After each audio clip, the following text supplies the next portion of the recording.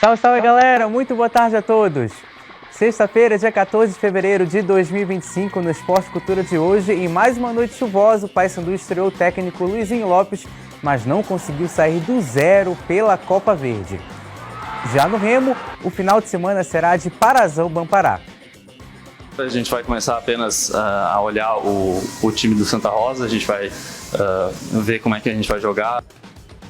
E a Estrela do Norte em uma semana de visitas especiais pela capital paraense. Isso e muito mais agora no Esporte Cultura.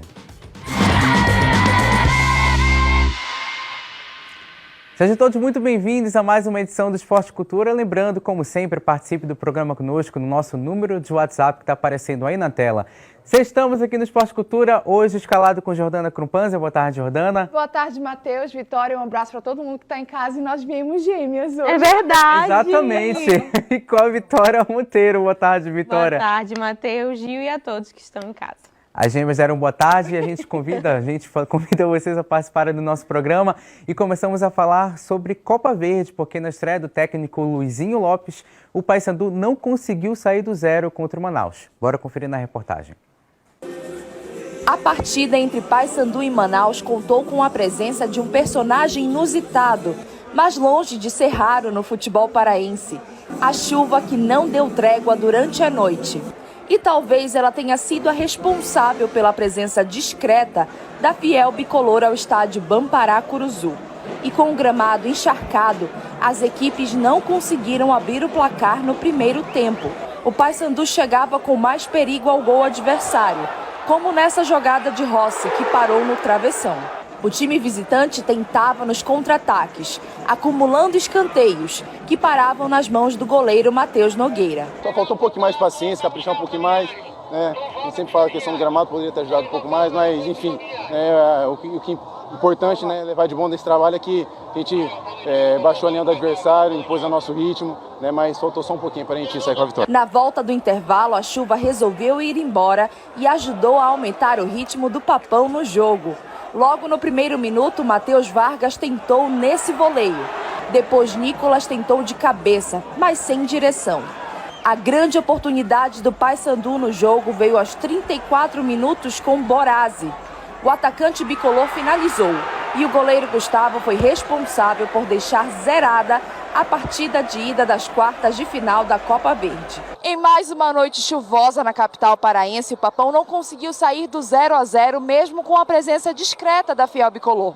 O Paysandu vai precisar decidir lá na Arena da Amazônia, na quarta-feira, dia 26. A gente sabia que ia ser um jogo difícil, troca de comando sempre dá uma motivação a mais e também o apoio do torcedor aqui na Curuzu. A gente precisava quebrar esse ímpeto. Acredito que no primeiro tempo a gente conseguiu até algumas chances de algumas escapadas na parte ofensiva. Fomos muito sólidos. Claro que a gente queria também fazer o gol, mas o empate é de bom tamanho, porque empatar aqui dentro é sempre difícil. Agora a gente leva um bom resultado para casa. O Paysandu, que um resultado, completou 4 jogos sem vitórias na temporada. Jordana, dá para dizer que foi mais demérito ofensivo, criativo do Paysandu ou mérito defensivo do Manaus na partida de ontem? Acho que foi mais mérito defensivo do Manaus, que soube ler o jogo muito bem. É o que a gente falava, o Júlio César tem uma estratégia muito clara durante o jogo. Então, no momento que o Paysandu colocou um volume ofensivo muito maior, que conseguiu os cruzamentos, que até a equipe começou a entender como jogar dentro da Curuzu, mesmo com muita chuva, o Manaus conseguiu organizar sua linha defensiva com uma superioridade numérica de jogadores, colocou aquele famoso ônibus e não deixou o Paysandu jogar, neutralizou para levar a decisão lá para a Arena da Amazônia. Foi muito inteligente, acho que peças do Paysandu ontem funcionaram um pouco melhor, como o Rossi fez uma excelente partida, Borazzi mostrou que ele não é banco nunca de jeito nenhum. A gente viu uma evolução do Paysandu, ainda que pouca, mas eu acho que com certeza um mérito do Manaus. Agora tem um detalhe, a camisa que o Júlio César Nunes estava usando ontem do Manaus parecia a camisa dos Power Rangers, cara. Sério! Hoje o programa tá que tá, hein? Olha, sextou em grande estilo aqui. Ô, Vitória, em relação à estreia do Luizinho Lopes, deu para perceber um Paysandu um pouco diferente em relação ao Paysandu do Márcio Fernandes ou em função das condições do gramado, principalmente da chuva, isso fez com que não ficasse tão evidente assim? O Luizinho aplicou algumas modificações ali na escalação, a gente conseguiu ver a troca, colocou o Boraci no banco, o Del Valle iniciou jogando, trocou o meio de campo, que era algo que a gente sentia falta expressivamente nesse time do Paysandu, mas em relação a jogo, a gente continuou vendo um volume de jogo bom, um time que avançava, mas não conseguia finalizar. E aí entra a defesa do Manaus, que soube se posicionar.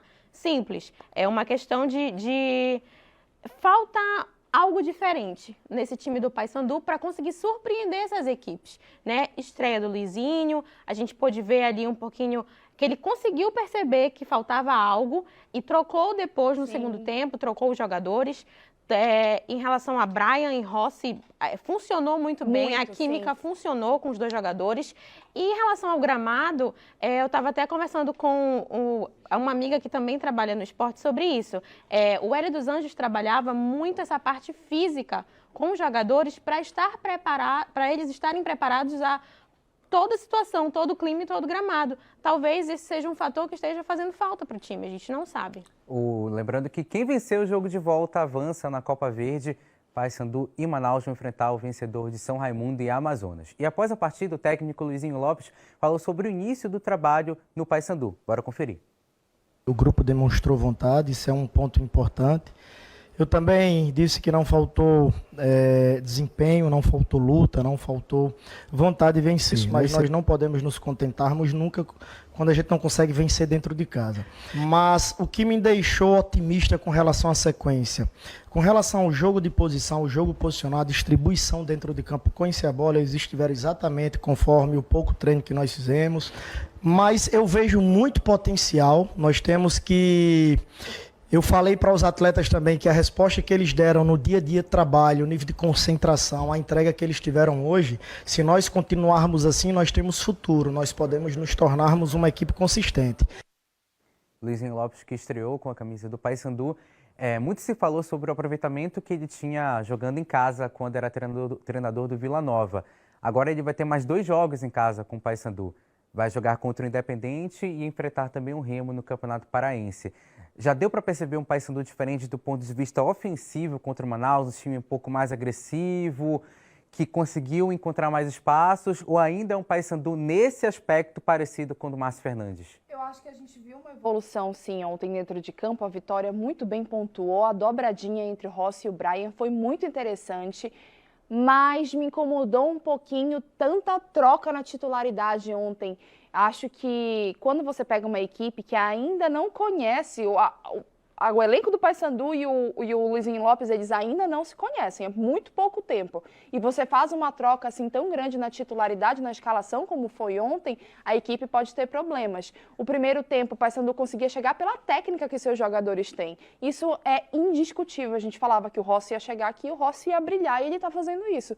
Mas eu acho que foi um risco do Luizinho Lopes. O Paysandu colocou muito mais volume de jogo ofensivo, teve problema no último terço. O Nicolas fez uma aparição muito discreta no jogo ontem, para não dizer que ficou sumido, mas eu acredito que ainda é uma equipe que tem muito para evoluir. Agora, claro, com cuidado e sabendo quem é titular ou não. Ontem, como eu falei anteriormente, para mim o Borazi, mais uma vez, é indiscutível, o Borazi é titular.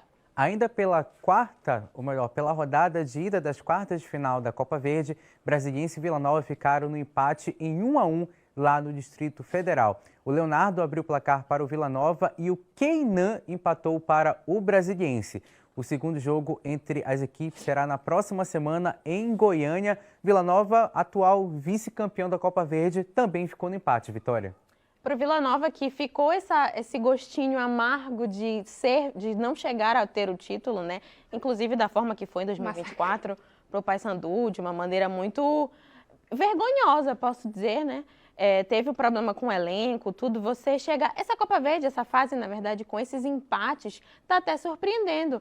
Teve o jogo do São Raimundo com o Amazonas também, que foi uma surpresa, né? O São Raimundo de Roraima jogou muito bem contra o Amazonas, que é um time de Série B, tem tudo aí, estrutura, digamos assim, investimento para conseguir chegar até uma Série A.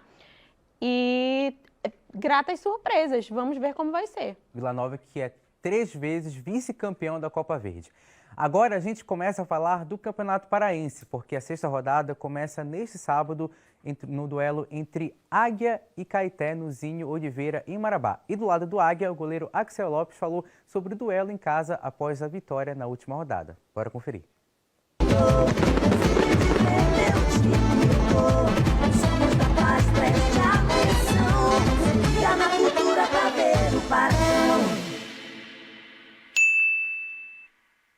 Agora a gente vai buscar mostrar forças agora dentro de casa, né? Viemos de 2 revés aí contra Remo e Paysandu, mas a gente vai trabalhando, vai descansando o que precisa descansar aí depois dessa maratona de jogos fora e aproveitar aí para agora engatar uma sequência dentro dos nossos domínios aí de vitória. Já no lado do Caeté, o técnico Léo Goiano falou da expectativa para o confronto em Marabá. Bora conferir. Nós vamos lutar muito, são jogos extremamente difíceis, adversários extremamente fortes, mas a gente ainda depende da gente. Então nós temos que trabalhar, controlar tudo aquilo que está em nossas mãos e procurar vencer as partidas. A gente respeita todos os rivais, nosso respeito pelos adversários é máximo, porém a gente também tem que ter consciência de que nós podemos vencer, assim como nós não vencemos em casa, nós podemos chegar fora de casa e fazer grandes resultados também. Confronto que vai envolver 2 equipes que têm encontrado dificuldades defensivas na temporada.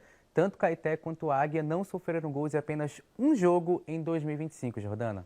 O Caeté surpreende muito porque o técnico acho que tem a questão de saber ler muito o jogo e conseguir neutralizar a estratégia do adversário. O Águia de Marabá é um time que é muito mais ofensivo, trabalha muito suas laterais, coloca um volume de jogo ofensivo muito grande, mas acaba cansando também eventualmente. É claro, a gente tem essa questão do rendimento físico dos atletas, mas um Águia que eu acho que veio um pouco mais embalado porque conseguiu uma vitória depois de uma sequência muito complicada, uma sequência que foi ingrata para o Águia de Marabá nesse início de temporada e agora vai ter que recuperar os pontos que foram perdidos quando jogou com o Remo, com o Paysandu, que eu volto a frisar, que já falei isso aqui no Esporte Cultura. O Águia desempenhou muito bem dentro de campo. Acho que a gente fazendo uma análise tática realmente do que foi o jogo, é difícil para a gente cravar onde foi que o Águia perdeu.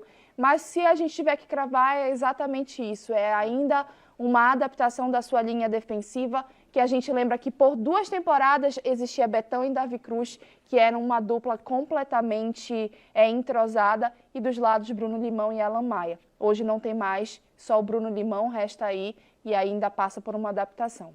Já no domingo, a rodada segue com Castanhal e Tuna jogando pela manhã no Ninho do Japim. E do lado da Tuna, o atacante Jaime analisou o duelo decisivo contra o Castanhal. Bora conferir. A equipe do Castanhal é uma equipe que merece respeito, uma equipe de qualidade, mas aqui também tem jogadores e é um time de qualidade também. Então a gente vai, o professor e a comissão vai fazer o melhor planejamento, montar a melhor estratégia para que quando chegar no domingo a gente consiga surpreender e consiga a nossa vitória. Confronto que envolve 2 times que estão especulando, flertando com o top 3. Remo, Paysandu, e aí sempre rola aquela terceira vaga que a gente especula de ser o Águia, a Tuna, o Castanhal. De um lado, a Tuna, que vem de derrota no Campeonato Paraense, do outro, o Castanhal, que ainda é um dos únicos times que não perderam no campeonato e tem a melhor defesa da competição junto com o Remo, com 2 gols sofridos apenas, Vitória. O Castanhal, uma surpresa, ele estava no top 3, acabou descendo porque perdeu, porque o Bragantino acabou vencendo e subiu. Vai ser um jogo muito interessante. A Tuna vem de uma derrota que foi, eu não diria assustadora, porque o time jogou, mas o Remo foi muito superior dentro de campo, não tenho o que questionar nesse ponto. Faltou ali, o próprio técnico Inácio falou sobre isso depois, faltou um ataque melhor, uma confiança, talvez por ser um clássico, pelo time estar, não sei, desacreditado. A gente não entende essa parte psicológica, a gente fala mais do técnico e da forma como o time costuma jogar. O Inácio é um técnico muito inteligente e ele analisa muito bem o time, então pode ser um duelo muito difícil para o Castanhal. Castanhal, que é o 4º colocado com 9 pontos, e a Tuna, 5º lugar com 7 pontos no campeonato. Ainda na manhã de domingo, Capitão Poço e São Francisco vão jogar no estádio Rufinão, em Capitão Poço. E enquanto os donos da casa chegam de vitória fora de casa, a equipe santarena vem de derrota para o Águia, confronto direto nessa luta contra o rebaixamento, Jordana. Eu lembro que falaste a respeito do Águia, de ter performado, mas não ter conseguido tantos resultados positivos assim na temporada. Dá para dizer o mesmo do Capitão Poço, porque a gente acompanhou algumas partidas do Capitão Poço no campeonato, que o time foi bem, mas não conseguiu vencer, até conquistar essa vitória contra o Caeté na rodada passada. Sem dúvida, um time que desempenha muito bem dentro de campo e não conseguia resultados. Conseguiu o primeiro. Acho que São Francisco, ele vem de uma derrota para o Águia de Marabá, que já estava preparado para esse jogo, porque sabia que precisava pontuar. Agora é um jogo muito mais equilibrado, jogo de luta contra o rebaixamento, jogo de duas equipes que precisam pontuar, inevitável. A gente fala que é aquele jogo dos desesperados, né? Acontece, o momento do campeonato que as equipes precisam dos pontos para se salvar, para se manter na elite e, quem sabe, alcançar a próxima fase. O São Francisco, eu acho que tem mais deficiências dentro de campo do que o Capitão Poço. O Capitão Poço desempenha muito bem. O problema era justamente o último terço, mas que agora está um pouco embalado. Acho que um dos destaques do campeonato está sendo justamente o João Alagoano, que fez o gol e está desempenhando muito bem dentro de campo. Tem o Wellington também, que chamam de Wellington Londres, né? Um jogador muito valoroso. Acho que o Capitão Poço tem peças suficientes para fazer valer essas últimas rodadas. Capitão Poço que tem 6 pontos no campeonato, 8º lugar, e São Francisco 3 pontos apenas na última colocação da competição. Já no Parque do Bacurau, o Cametá vai receber o Bragantino no domingo e do lado cametaense, o técnico Rodrigo Reis falou sobre o que espera da equipe neste confronto. Bora conferir. A gente, acredita que ganhando esse jogo, a gente possivelmente esteja classificado, né? A resposta muito boa, que o grupo está nos dando, depois do jogo, contra o Independente, com muita superação. Agora, em casa é outra história, no nosso mando, do lado do nosso torcedor, onde os jogadores adoram jogar, Já pelo Bragantino, o volante Johnson falou sobre como a equipe chega após o empate em casa contra o Paysandu. Bora conferir. O clima está muito bom, entre nós jogadores e comissão técnica aqui dentro do clube, Todos os jogadores se dão muito bem. Isso também se deve ao respeito que nós temos aqui um com o outro e com os resultados positivos, Resultado positivo traz um clima bom, para a equipe, para o grupo. Então esperamos manter isso, com resultados positivos contra o Cametá, contra o Capitão Poço, que é a nossa sequência agora fora de casa. E esperamos as vitórias para manter esse clima bom entre nós aqui. Partida que envolve o 3º lugar do Campeonato Paraense, Bragantino com 10 pontos, e o 7º lugar, Cametá, com 7 pontos na competição. Vitória. Uma vitória que pode representar, por exemplo, o Cametá, a possibilidade de se aproximar dos líderes e do Bragantino até mesmo de assumir a liderança provisória do campeonato, empatado com o Remo. A gente tem dos dois lados técnicos muito experientes no quesito Parazão, Rodrigo Reis e Robson Melo. Eu lembro que o Rodrigo Reis, quando chegou no Cametá, quando voltou ao Cametá, na verdade, falou sobre essa efetividade dentro de campo, que ele já conhecia, que ele já sabia como funcionava, e o Cametá está em 7º lugar. Corre risco de ser rebaixado. Você tem 2 times que estão na zona de rebaixamento e que, como sempre, a gente sempre fala, são os times mais perigosos. São Francisco, ele estava perdendo, do nada foi e goleou. Do nada, assustou o time que não esperava essa mudança. Então, vai ser um duelo muito importante em relação à pontuação. A tabela, a gente já está quase chegando no final da fase de grupos, da fase inicial do Parazão, e é muito importante pontuar nesse momento. Final de primeiro tempo aqui no Esporte Cultura. Na volta a gente fala sobre o Clube do Remo e muito mais. Não sai daí.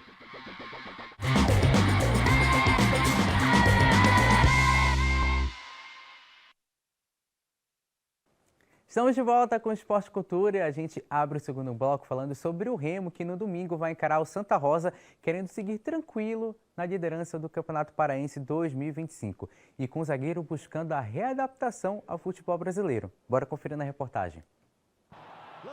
Vitória no clássico e sem sofrer gols. Foi assim a estreia do zagueiro Klaus com a camisa do Remo. Em campo, um resultado que deu para ele e o restante do elenco azulino tranquilidade na semana de preparação do confronto contra o Santa Rosa pela 6ª rodada do Parazão Bampará. É sempre importante estrear com uma vitória, né? E também com uma performance convincente. Acho que o time foi muito bem.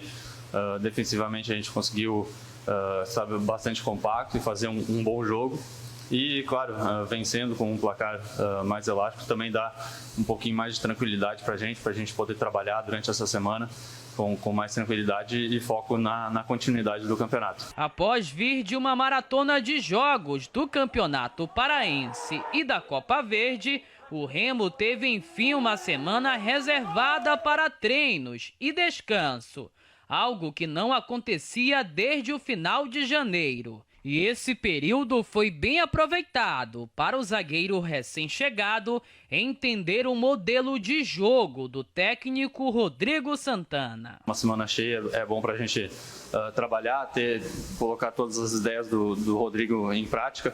E a semana tá sendo muito boa, tá sendo de bastante adaptação da equipe também.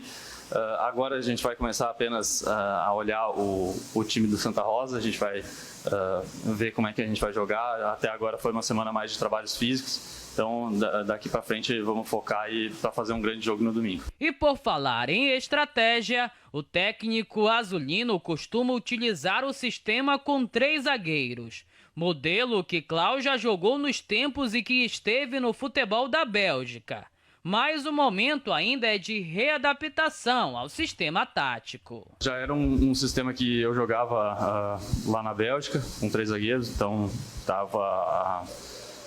já fiquei 1 ano e meio jogando com esse sistema, já era um sistema que eu estava adaptado, mas quando vai mudando de técnico também tem algumas coisas que são pedidas que são diferentes, né? Então eu ainda estou me adaptando, mas me senti bem, acho que isso dá bastante confiança no sistema defensivo. Klaus, que tem 31 anos, foi titular pela primeira vez com a camisa do Remo na partida contra a Tuna. Pelo que ele apresentou, Jordana, dá para dizer que, por exemplo, agora para a partida de domingo ele vai ser o titular da posição, ou o Remo continua com Denner, Lucão e Rafael Castro, que foi o trio de zaga que foi mais titular no ano? Olha, é um problema isso, tá? Eu nem colocaria esse trio, eu colocaria o Alvarino como uma das opções para titularidade. Eu vou dizer por quê. O esquema tático do Rodrigo Santana de 3-4-3, ele exige que os zagueiros eles comecem a fazer essa saída de bola para iniciar a construção da jogada. Cada zagueiro fica responsável por um corredor, para o time ser mais ofensivo. Normalmente as pessoas têm a ideia de 3 zagueiros, que é um time extremamente defensivo. Não é. O estilo de jogo é para ser mais ofensivo. O Klaus foi muito bem no jogo, ele é de mais marcação, de mais imposição física, um zagueiro de mais imposição física, mas ele não tem tanta saída de bola assim. Então, se o Rodrigo Santana quiser ajustar muito bem esse esquema tático dele dentro de campo, ele tem que optar pelo Alvarino, que apesar de ter uma estatura mais baixa para zagueiro, mas é muito melhor na saída de bola. O Klaus, Vitória, deixou boas impressões no jogo contra a Tuna? Sim. Deixou, e é uma disputa que ele pode entrar, talvez, no lugar do Rafael Castro, que é um jogador que eu não vejo tanta força assim em relação à própria defesa, como a Jordana falou. O Rodrigo está acostumado com os 3 zagueiros, ele gosta de jogar com os 3 zagueiros, e os jogadores acabam se sentindo confortáveis para jogar dessa forma. E quando você tem um jogador que já está acostumado, já sabe como funciona, entende o que ele precisa fazer, é muito mais fácil, é muito mais prático. E também pode ser perigoso, né? Como a gente comentava antes. Chega um time como o Caeté e o Águia de Marabá, que enfrentaram o Clube do Remo, e conhecem já o esquema tático, já sabem como o Rodrigo gosta de jogar, conseguem deixar o Remo sem saída, né? Sem saída de bola. Então você tem que ter um zagueiro que consiga sair bem com a bola e que consiga fazer o papel que o Rodrigo quer que ele desempenhe, que é esse da defesa. É Alvarino ou Alvarinho? Alvarinho. Ah, é Alvarinho. Mas não tem problema de brasileirar os nomes também, tá? E a Estrela do Norte, a taça do Parazão Bampará 2025, visitou a empresa Hidro. Bora conferir. A Taça do Parazão Bampará fez uma visita especial à empresa Hidro, parceira da TV Cultura nas transmissões do campeonato. A ação reforçou a importância da parceria entre a empresa e a emissora, além do apoio ao esporte local. Batizada de Estrela do Norte, o troféu do Parazão Bampará mede 46 centímetros. é forjado em prata e carrega elementos da cultura regional, como a referência ao vaso marajoara. Durante a visita, os funcionários da empresa aproveitaram para registrar o momento em fotos e vídeos. A taça que chama a atenção em todos os lugares que vai. Galera tirando foto, querendo fazer um registro. Muito bacana a iniciativa e outros lugares da cidade vão ter oportunidade de conhecer a taça. E no encerramento da terceira rodada da Copa do Nordeste, o CSA goleou o Sampaio Corrêa por 4-0. Os gols da equipe alagoana foram marcados por Guilherme Cachoeira, olha só! E ainda era criticado Álvaro e 2 gols de Igor Juan. Com a vitória, o CSA chegou aos 6 pontos e assumiu a 2ª colocação do Grupo B. O CSA que tem o Wanderson como titular da zaga e o Sampaio Corrêa, que é o adversário da Tuna na Copa do Brasil, Jordana. E aí eu me pergunto, faço essa pergunta, na verdade, para o torcedor bicolor. Torcedor bicolor, você que falou mal do Wanderson em 2024, deu saudade nesse início de ano? Porque ficou um pouco complicada, né? Mas o CSA teve uma posição muito grande no jogo, conseguiu dominar a partida. Quem fica muito feliz com esse resultado, que fica de olho, é a Tuna, que vai pegar o Sampaio Corrêa pela Copa do Brasil. E eu acho muito interessante essa rodada da Copa do Nordeste, da forma como terminou, com resultados surpreendentes, com Fortaleza perdendo para o Altos, Bahia goleando também. Isso mostra o nível do futebol do Nordeste, como ele está crescendo, como existe essa ascensão, e isso vai acontecer cada vez mais, cada vez que cada time do Nordeste conseguir chegar a uma prateleira maior, vai puxando, isso é muito interessante. E no Sul-Americano Sub-20, o Brasil ficou no empate por 1-1 contra a Argentina. Brasileira, na sua base, recuperando a sua principal característica, que é justamente a criatividade. Eu acho que a seleção Sub-20 está mostrando muito isso pra gente. Apito final no Esporte Cultura. Obrigado, Jordana. Obrigado, Vitória. Obrigado a todos que nos acompanharam até agora. Você fica com Sem Censura Pará. Bom final de semana a todos. Tchau.